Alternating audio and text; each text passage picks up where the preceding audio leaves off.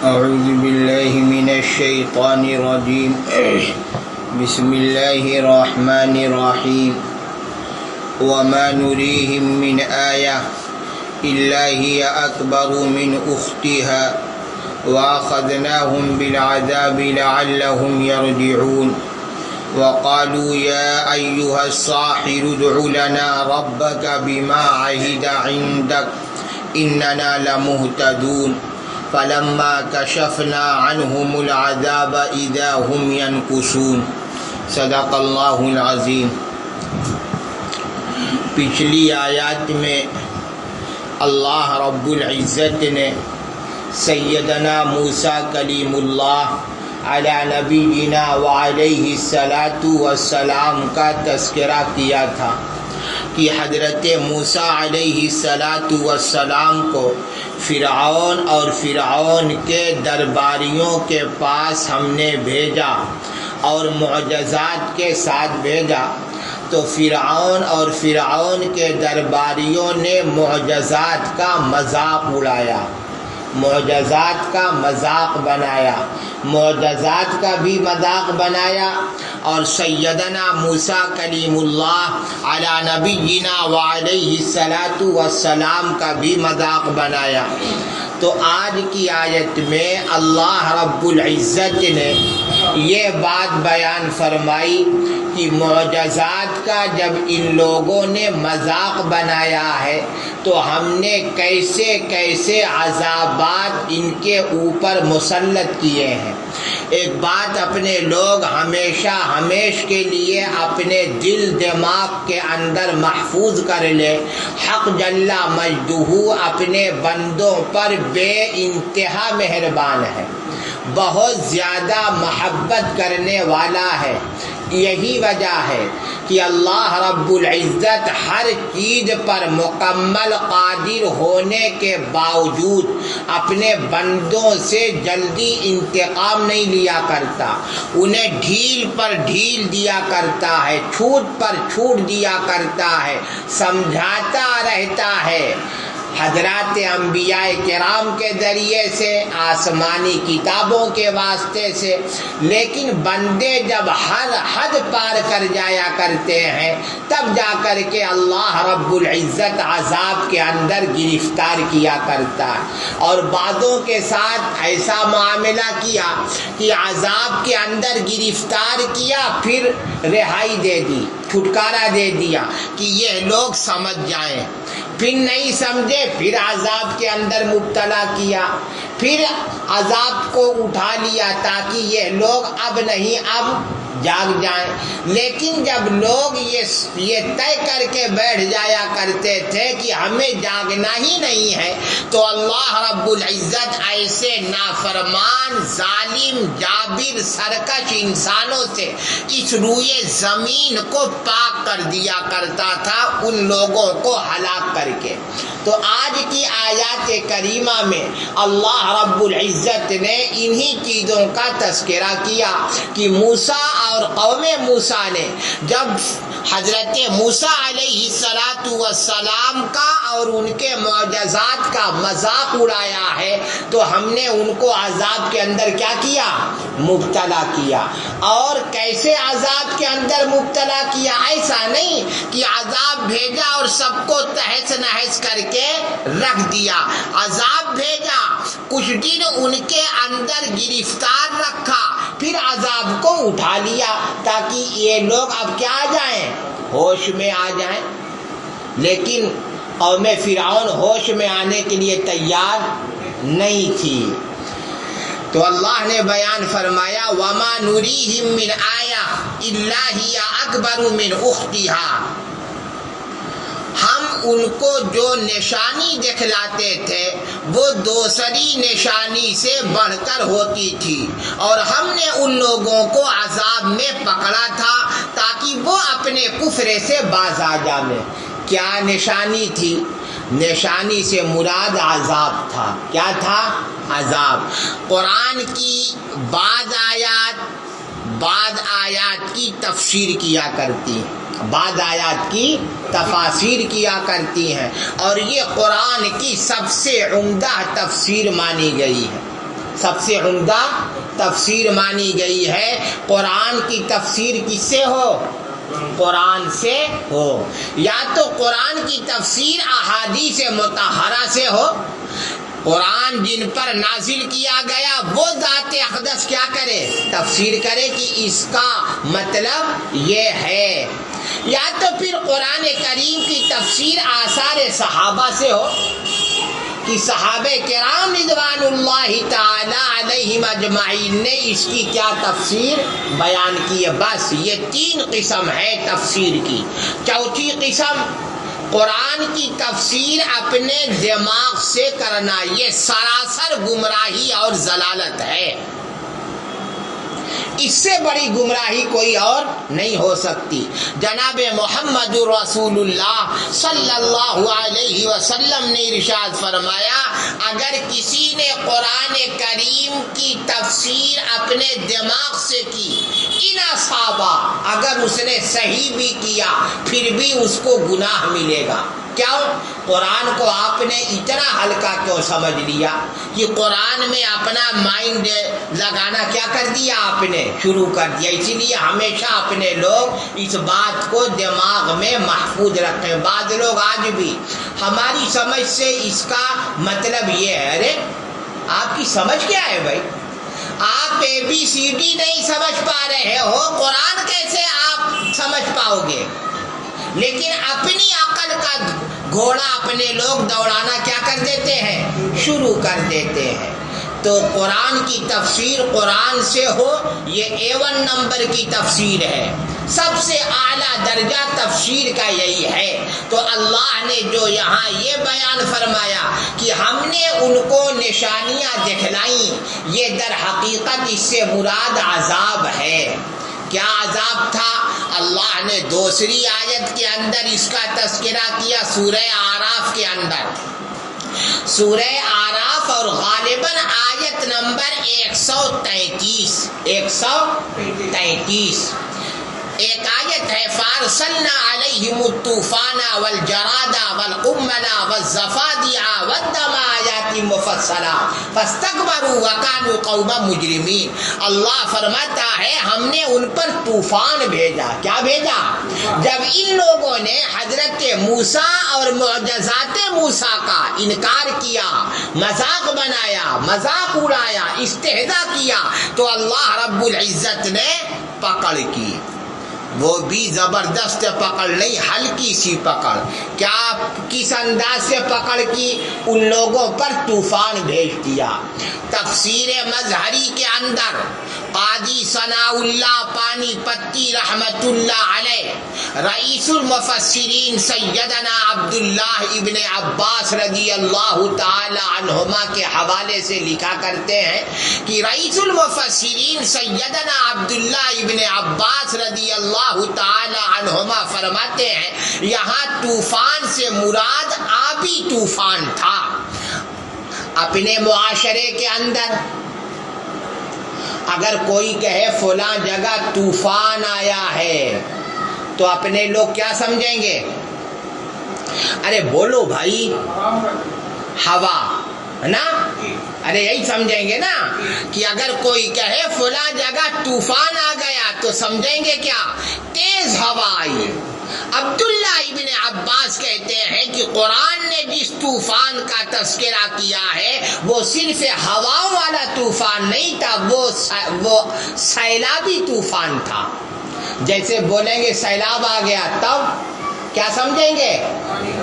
پانی آ گیا۔ ابھی کوکن میں آیا نا، تو عبداللہ ابن عباس رضی اللہ تعالی عنہما فرماتے ہیں یہاں طوفان سے مراد آبی طوفان یعنی پانی والا طوفان۔ کتنا خطرناک طوفان تھا وہ جو سیلاب آیا تھا، اتنا خطرناک تھا کہ ان کے گھر پانیوں میں اڑ گئے تھے۔ سارے گھر کے اندر کیا تھے؟ پانی ہی پانی تھے۔ اچھا مزے کی بات یہ ہے کہ ملک مصر کے اندر فرعون رہا کرتا تھا، اور ملک مصر کی جانب حضرت موسیٰ کلیم اللہ کو اللہ نے نبی برحق اور معجزات کے ساتھ بھیجا تھا۔ تو ملک مصر میں 2 قسم کی قومیں آباد تھی. ایک فرعونی قوم جس کو قبطی کہا جاتا تھا. کیا کہا جاتا تھا؟ قبطی. قوم فرعون کو قبطی کا نام دیا جاتا تھا. اور بنی اسرائیل یہ حضرت یعقوب علیہ نبینا وعلیہ الصلوۃ والسلام کی کیا ہے؟ اولاد ہے. یہ ملک مصر میں آ کر کے آباد ہوئی تھی. تو ان کو بنی اسرائیل کہا جاتا تھا.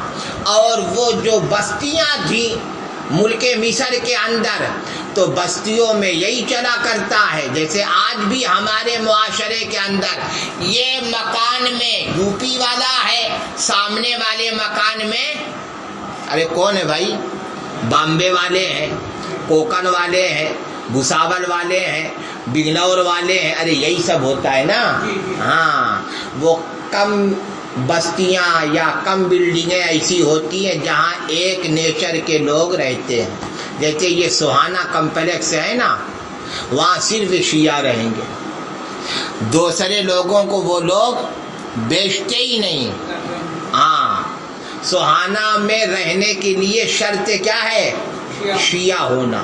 اور شیعہ اس کائنات کی بدترین قوم ہے. سب سے بدترین جو قوم ہے اسی قوم کا نام کیا ہے؟ شیعہ ہے. لیکن عام طور پر سوسائٹیوں میں ایسا نہیں چلا کرتا. یہ شیعہ کا روم ہے، بازو میں سنی کا روم ہے، سامنے 24 کا روم ہے، اور اپوزٹ میں اہل حدیث کا روم ہے. جتنی مسلم جماعتیں ہیں سب ایک دوسرے کے ارد گرد رہا کرتی ہیں. تو یہی معاملہ ملک مصر کے اندر تھا. یہاں پر قبطی کا گھر ہے اور یہاں پر فرعونی کا گھر ہے. مزہ کیا تھا کہ قبطیوں کے گھر میں پانیوں کا انبار اور بنی اسرائیل کا گھر ایک دم سوکھا شاندار. یہاں پانی نام کی کوئی چیز نہیں تھی. قبطیوں کی جتنی کھیتیاں تھی سارے کھیتوں کے اندر پانی کی بھرمار. اب جب پانی کی بھرمار ہوگی کھیت میں تو اس کو کیسے جوتا جا سکے گا؟ جب جوتیں گے نہیں تو اس میں بیج کیسے ڈالیں گے؟ اور جب بیج نہیں ڈالیں گے تو پھر کھیتیاں ہونے والی نہیں ہیں. عبداللہ ابن عباس رضی اللہ تعالی عنہما فرماتے ہیں یہ عذاب 1 ہفتہ رہا. کتنے ہفتہ؟ 1 ہفتہ. اور پھر تفسیر مظہری کے اندر قاضی ثناء اللہ رحمت اللہ علیہ آگے لکھا کرتے ہیں کہ رئیس المفسرین سیدنا عبداللہ ابن عباس رضی اللہ تعالی عنہما کا فرمان ہے کہ سنیچر سے سنیچر تک عذاب ہوا کرتا تھا. سنیچر کو آتا تھا کب تک؟ سنیچر تک. اس کے بعد بیچ میں 1 مہینے کی فرصت، یعنی 1 مہینے عیش و آرام کے ساتھ چین میں سکون میں قبطی لوگ گزر بسر کیا کرتے تھے. اب طوفان نے جب ہنگامہ برپا کر دیا، قبطیوں کا عالم یہ ہو گیا وہ اپنے گھر سے باہر نہیں جا سکتے تھے. اتنا طوفان تھا، اتنا پانی تھا، اور کھیتوں کا بھی یہی حال تھا. تو قبطیوں نے حضرت موسیٰ علیہ السلام سے درخواست کی آپ حق جل مجدہ سے کیا کر دیں؟ دعا کر دیں یہ عذاب ہٹا دیں.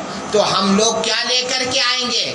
ایمان. حضرت موسیٰ کلیم اللہ علی نبینا وعلیہ الصلوۃ والسلام نے دعا مانگی، اللہ نے عذاب کو کیا کر دیا؟ ہٹا دیا. اب جب عذاب کو ہٹایا تو جو دل کی آنکھ کے اندھے ہوتے ہیں نا ان کو کچھ سجھائی نہیں دیتا. آنکھ کا اندھا جو ہوگا وہ راہ راستے پر چلے گا، لیکن دل کے اندھے کبھی بھی راہ راستے پر نہیں چل سکتے. جب عذاب ہٹ گیا پانی کا، اللہ کا کچھ کرنا ایسا کہ سارا ملک مصر لہلہا اٹھا، سبز شاداب ہو گیا، کھیتیاں شاندار طریقے سے، یعنی فصل بے انتہا عمدہ. اب قبطیوں نے یہ کہہ کر کے ماننے سے انکار کر دیا، یہ عذاب تو یار اپنے لوگوں کے لیے نعمت ثابت ہو گیا۔ کیا ثابت ہو گیا؟ نعمت ثابت ہو گیا، چلو ایمان لے کر کے نہیں آتے ہیں۔ ایک مہینہ ایسا گزرا، اللہ رب العزت نے ٹڈیوں کا گول بھیج دیا۔ ارے ٹڈی سمجھتے ہیں؟ ہاں، ٹڈی تو ابھی غائب ہو گئی، ابھی کیا ہو گئی ہے؟ غائب ہو گئی۔ یہ بھی قیامت کی علامتوں میں سے ایک کیا تھی؟ علامت تھی کہ ٹڈیاں کیا ہو جائیں گی؟ غائب ہو جائیں گی۔ آج ٹڈیاں کیا ہیں؟ غائب ہیں۔ تو اللہ نے ٹڈیوں کا عذاب بھیجا۔ اب وہ ٹڈیاں جب آئی ہیں، پورا دل آیا نا ٹڈیوں کا، اور آ کر کے ٹوٹ پڑی کھیتیوں پر۔ کس پر ٹوٹ پڑی؟ کھیتیوں پر، باغات پر، ایک دم ٹوٹ پڑی۔ کھاتے کھاتے سب کا برا حال کر دیا۔ اب ان لوگوں نے کہنا شروع کیا ہے موسیٰ آپ کیا کر دیں؟ دعا کر دیں، ہم لوگ کیا لے کر کے آئیں گے؟ ایمان۔ حضرت موسیٰ کلیم اللہ علی نبینا وعلیہ الصلاۃ والسلام باہر نکلا کرتے ہیں، اپنے عصائے مبارک سے مشرق اور مغرب کی جانب اشارہ کیا کرتے ہیں۔ جب آپ نے اشارہ کیا، بس اسی وقت آنن فانن ساری کی ساری ٹڈیاں جہاں سے آئی تھی وہیں پر کیا ہو گئیں؟ روانہ ہو گئی۔ اب قبطیوں نے کہنا شروع کیا، چلو ٹڈیوں نے نقصان تو بہت کیا، لیکن پھر بھی ہماری کھیتیاں اتنی بچی ہیں کہ ہم لوگ گزر بسر کر سکتے ہیں، ایمان لے کر کے آنے والے نہیں ہیں۔ ایک مہینہ ایسا چلا، اللہ رب العزت نے تیسرا عذاب بھیجا۔ کیا بھیجا؟ تیسرا عذاب۔ وہ کس کی شکل میں؟ گھن کی شکل میں۔ کس کی شکل میں؟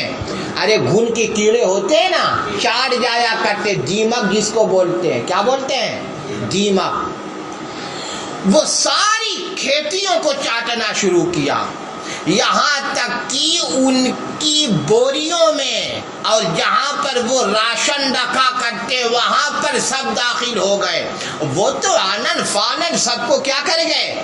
چٹ کر گئے۔ سعید بن مسیب کے حوالے سے قاضی ثناء اللہ پانی پتی رحمت اللہ علیہ اپنی مائناس تفسیر مظہری کے اندر لکھا کرتے ہیں کہ سعید بن مسیب کہتے تھے کہ یہ جو گھن کے کیڑے تھے اتنا زیادہ پریشان کر دیے تھے کہ جب قبطی لوگ بوریے میں بھر کر کے گیہوں پسانے کے لیے لے کر کے چلا کرتے تھے تو جب چکی سے واپس آتے تھے تو اگر 10 کلو لے کے گئے ہیں تو 3 کلو گیہوں بھی گھر نہیں پہنچا کرتا تھا۔ اتنی تیزی کے ساتھ کیڑے کھانا کیا کر دیتے تھے شروع۔ اچھا صرف اتنے ہی پر بس نہیں، ان کے کرتے میں گھس جایا کرتے تھے، کپڑے میں، بنیائن میں۔ اب بنیائن میں جب وہ کیڑے داخل ہوا کرتے تھے تو کاٹنا شروع کیا کرتے تھے۔ اب بدن کا ان کا رواں رواں نوچنایا کرتے تھے، یہاں تک کہ ان کی بھویں ایک دم چاٹ کر کے ختم کر دیا کرتے تھے، اور یہ ابرو ایک دم گر جایا کرتی تھی۔ بغیر ابرو بغیر بھووں کے کون ہو گئے تھے؟ قبطی لوگ ہو۔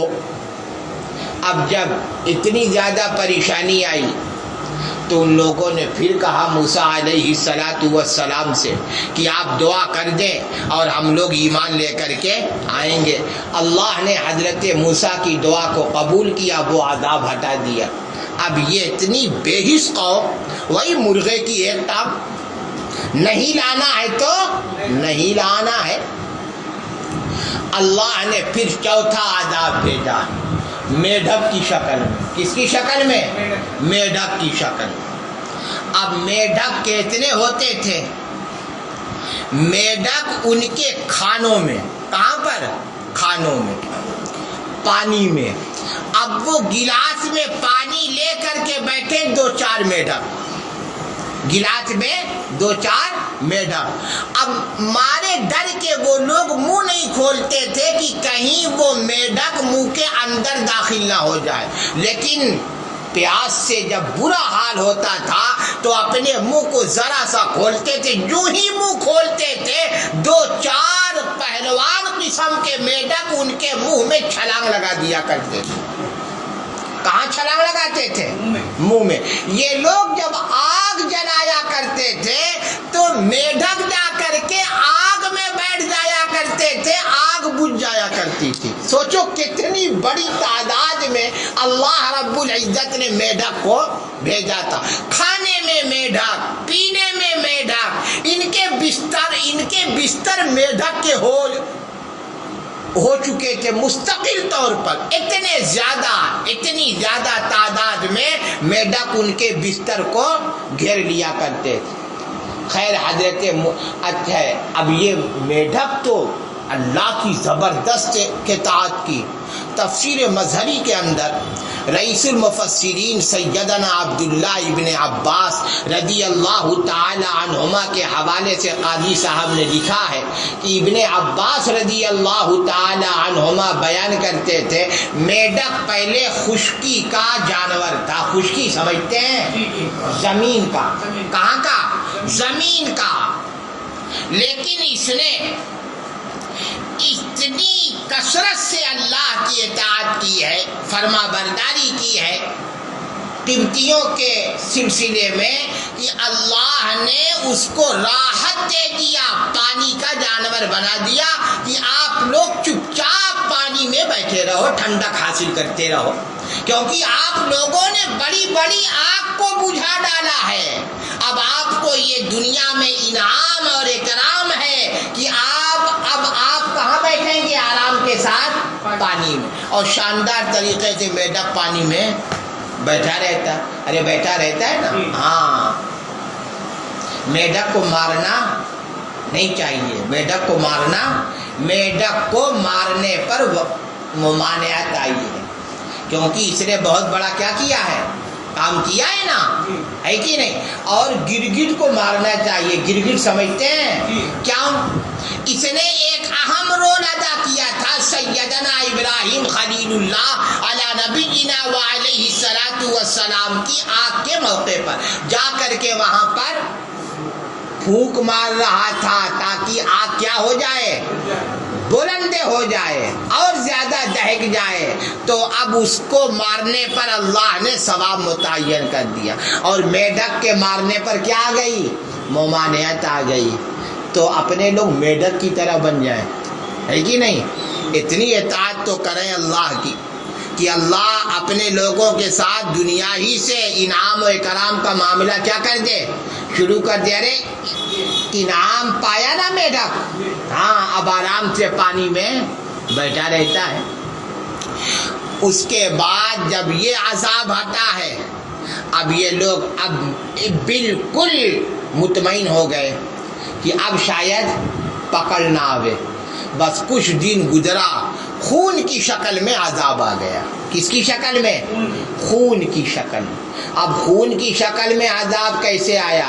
मुल्के मिस्र का सबसे बड़ा समंदर जो है, उस समंदर का नाम क्या है? नील है ना। अरे दरियाए नील बोलते हैं ना। हाँ, एक दरियाए नील है और एक बहरे कुलजुम है। पूरा का पूरा दरियाए नील खून के अंदर तब्दील हो गया। दरिया में पानी रहा करते हैं ना, अब वो पानी की जगह खून ने ले लिया। इनके खाने खून के हो जाया करते थे, इनके पानी खून के हो जाया करते थे। गिलास में लिया करते थे पानी, और जो ही उसको होंठ से लगाया करते थे, खून के अंदर क्या हो जाते थे? तब्दील हो जाते। ये अल्लाह का अज़ाब था। अच्छा, सामने बनी इसराइल के अफराद पानी लिया करते थे, पानी का पानी ही रहा करता था। उनके खाने नॉर्मल रहा करते थे, इनके खाने खून के अंदर क्या हो जाते थे? تبدیل ہو جاتے تھے. اسی کا اللہ نے تذکرہ کیا. ہم نے جو ان کو نشانیاں دکھلائی ہیں، دوسری نشانی پہلی نشانی سے بڑی ہوا کرتی تھی، ہے کہ نہیں؟ طوفان والا عذاب آیا، اس کے بعد اس سے زبردست سے عذاب آ گیا ٹڈی والا، ہے کہ نہیں؟ ٹڈی والا ہٹا ہے تو اس سے زبردست سے عذاب آ گیا میڈک والا. میڈک ہٹا تو اس سے زبردست سے کیا گیا؟ ارے گھن کے کیڑے والا آیا، اس کے بعد خون والا آ گیا. تو وہی اللہ نے بیان فرمایا وَمَا نُرِيهِم مِّنْ آیَاتٍ، اور ہم ان کو جو نشانی دکھلاتے تھے وہ دوسری نشانی سے بڑھ کر ہوتی تھی، اور ہم نے ان لوگوں کو عذاب میں پکڑا تھا تاکہ وہ اپنے کفر سے کیا جائیں؟ باز آ جائیں. یعنی یہ تھوڑا عذاب دیتے تھے پھر ہٹا لیا کرتے. وَقَالُوا يَا أَيُّهَا السَّاحِرُ ادْعُ لَنَا، جب عذاب آتے تھے تو یہ قبطی لوگ کیا کہتے تھے؟ اللہ نے بیان کیا، اور انہوں نے کہا اے جادوگر ہمارے لیے اپنے رب سے اس بات کی دعا کر دیجئے جس کا اس نے آپ سے عہد کر رکھا ہے، ہم ضرور راہ پر آ جائیں گے. یعنی موسیٰ کلیم اللہ کو کیا کہتے تھے؟ جادوگر. کیوں؟ کیونکہ ان کی نگاہ میں جادو بہت بڑا علم تھا. کیا تھا؟ بہت بڑا علم تھا. تو یہ لوگ اپنی سمجھ سے حضرت موسیٰ علیہ السلام کو عزت دیا کرتے تھے جادوگر کہہ کے. جیسے آج کے دور میں کوئی کسی مولوی کو کیا کہے؟ وہ مولانا صاحب، تو یہ سامنے والے کی انسلٹ ہے. ارے بولو بھائی، عزت ہے نا سامنے والے. لیکن شرط کیا ہے؟ سامنے والا مولوی ہو بھی. آج تو اتنے گدھے ہیں اپنے لوگ کہ مولوی ہوتے بھی نہیں، اور اگر سامنے والے نے کہہ دیا او مولانا صاحب، خوش ہو جایا کرتے ہیں کہ چلو کہا تو کسی نے. حالانکہ جس طریقے سے کسی کو اس کے مقام سے نیچے گرا دینا اس کی انسلٹ ہے، بے عزتی ہے، اس کے لیے ذلت ہے، اسی طریقے سے کوئی اس مقام پر نہ ہو اور اس کو اس مقام پر پہنچا دیا جائے، یہ بھی سامنے والے کی کیا ہے؟ انسلٹ ہے. ایک آدمی انجینئر نہ ہو اور اس کو کوئی کہے او انجینئر صاحب، تو اس کی عزت ہے کہ ذلت ہے؟ کیا ہے؟ لیکن شرط کیا ہے؟ سامنے والا دماغ رکھنے والا ہو، ورنہ وہ تو چور اپنے آپ کو بہت بڑا کیا سمجھے گا؟ عزت والا سمجھے گا، اور انجینئر واقعی میں حقیقت میں سمجھنا شروع کر دے گا، اور وہ ستیہ ناش کر دے گا جہاں پر بھی ہاتھ ڈالے گا. تو قبطیوں نے حضرت موسیٰ کلیم اللہ کو جادوگر کہا، یعنی بہت بڑا عالم کامل حضرت موسیٰ کو وہ لوگ مانتے تھے. فلما کشفنا عنہم العذاب، اللہ نے فرمایا جب ہم نے وہ عذاب ان سے ہٹا دیا تبھی انہوں نے اپنا عہد توڑ دیا. یعنی وہی جو ہم نے ابھی ذکر کیا کہ طوفان والا عذاب ہٹا، یہ لوگ اپنی بات سے ہٹے. ڈڈی والا عذاب ہٹا، یہ لوگ اپنی بات سے ہٹے. اسی کا اللہ نے کیا کیا ہے یہاں پر تذکرہ. نے بات سمجھ میں آئی؟ چلو. وَمَا نُرِيهِم مِّنْ آيَةٍ إِلَّا هِيَ أَكْبَرُ مِنْ أُخْتِهَا، اور ہم ان کو جو نشانی دکھلاتے تھے وہ دوسری نشانی سے بڑھ کر ہوتی تھی، اور ہم نے ان لوگوں کو عذاب میں پکڑا تھا تاکہ وہ اپنے کفر سے باز آ جائیں. وَقَالُوا يَا أَيُّهَا السَّاحِرُ ادْعُ لَنَا رَبَّكَ بِمَا عَهِدَ عِندَكَ، اور انہوں نے کہا کہ اے جادوگر ہمارے لیے اپنے رب سے اس بات کی دعا کر دیجیے جس کا اس نے آپ سے عہد کر رکھا ہے، اننا لمہتدون، ہم ضرور راہ پر آ جائیں گے. فلما کشفنا عنہم العذاب، پھر جب ہم نے وہ عذاب ان سے ہٹا دیا، اذا ہم ینکثون، تبھی انہوں نے اپنا عہد توڑ دیا.